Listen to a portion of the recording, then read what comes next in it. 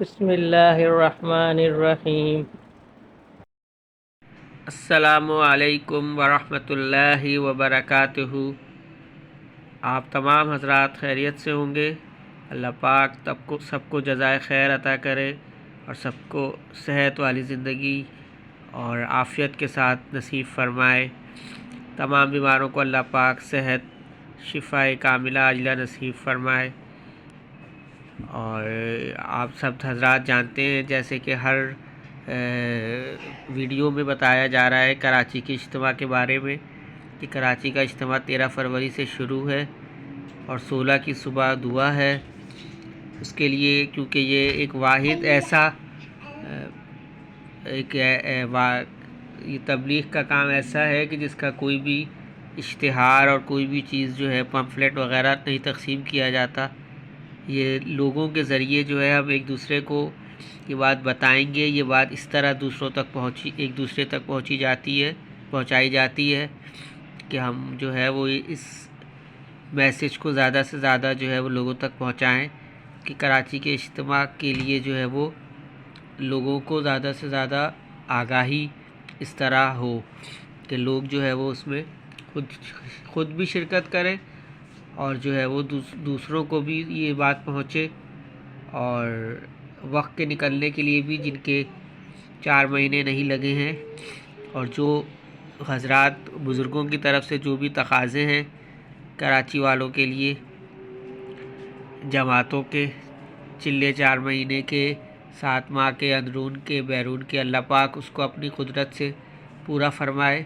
اور ہم سب کو جو ہے وہ اس کا ذریعہ بننے کی توفیق عطا فرمائے کہ ہم دعاؤں کے ذریعے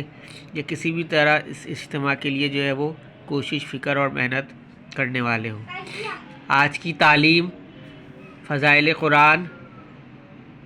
پیج نمبر 252۔ جابر رضی اللہ تعالیٰ عنہ نے حضور اقدس صلی اللہ علیہ وسلم سے نقل کیا ہے کہ قرآن پاک ایسا شفیع ہے جس کی شفاعت قبول کی گئی اور ایسا جھگڑالو ہے کہ جس کا جھگڑا تسلیم کر لیا گیا۔ جو شخص اس کو اپنے آگے رکھے اس کو یہ جنت کی طرف کھینچتا ہے، اور جو اس کو پس پش ڈال دے اس کو یہ جہنم میں گرا دیتا ہے۔ یعنی جس کی یہ شفاعت کرتا ہے اس کی شفاعت حق تعالی شانہ کے یہاں مقبول ہے، اور جس کے بارے میں جھگڑا کرتا ہے اور جھگڑے کی تفصیل حدیث نمبر 8 کے ذیل میں گزر چکی ہے کہ اپنی رعایت رکھنے والوں کے لیے درجات کے بڑھانے میں اور اللہ کے دربار میں جھگڑتا ہے اور اپنی حق تلفی کرنے والوں سے مطالبہ کرتا ہے کہ میرا حق کیوں نہیں ادا کیا۔ جو شخص اس کو اپنے آگے رکھ لے، یعنی اس کا اتباع اور اس کی پیروی اپنا دستور العمل بنا لے، اس کو جنت میں پہنچا دیتا ہے، اور جو اس کو پشت کے پیچھے ڈال دے یعنی اس کا اتباع نہ کرے اس کا جہنم میں گرنا ظاہر ہے۔ بندے کے نزدیک کلام پاک کے ساتھ لاپرواہی برتنا بھی اس کے مفہوم میں داخل ہو سکتا ہے۔ متعدد احادیث میں کلام اللہ شریف کے ساتھ بے پرواہی پر وعیدیں وارد ہوئی ہیں۔ بخاری شریف کی اس طویل حدیث میں جس میں نبی کریم صلی اللہ علیہ وسلم کو بعض سزاؤں کی سیر کرائی گئی، ایک شخص کا حال دکھلایا گیا جس کے سر پر ایک پتھر اس زور سے مارا جاتا تھا کہ اس کا سر کچل جاتا تھا۔ حضور صلی اللہ علیہ وسلم کو دریافت فرمانے پر بتلایا گیا کہ اس شخص کو حق تعالی شانہ نے اپنے کلام پاک سکھلایا تھا، مگر اس نے نہ شب کو اس کی تلاوت کی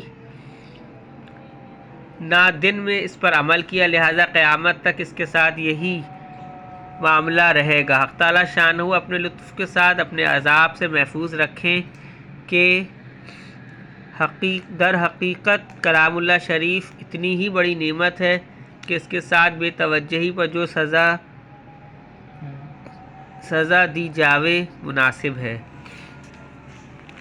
اللہم صلی علی محمد وعلی آل محمد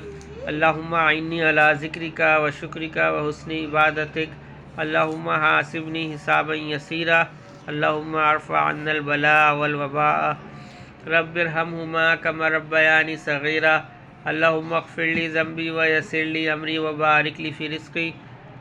اللہم لا تحرمنا اجرہا ولا تفتنا بعدہا سبحان ربک رب العزت عما یصفون وسلام علی المرسلین والحمد للہ رب العالمین آمین برحمتک یا ارحم الراحمین۔